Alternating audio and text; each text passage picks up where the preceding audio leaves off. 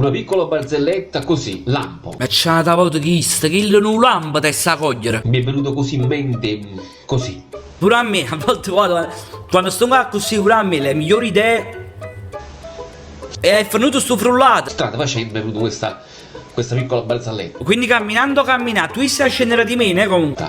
Lampo, piccola. Ah, ma a origine è più lunga l'introduzione. Me la racconti? A livello 2? Che effetto sonoro, è rutto.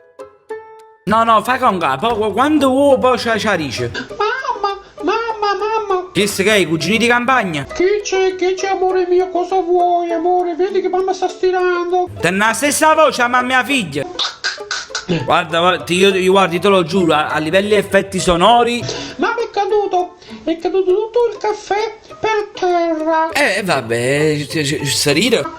Devo pulirlo? No, lascia un te, che è buona, così rimane i muschilli che non volano. No, mamma non capisce, mamma, che sta stirando. Cosa hai detto, piccolo? Ma che sta stirando con steria che non la sento? Mamma, è caduto il caffè per terra. E apro il panno pelle e io spero che si ride perché tu mi fai in fretta. Che devo fare? Oh, non trovo la scopa. Sento che sta per arrivare la battuta.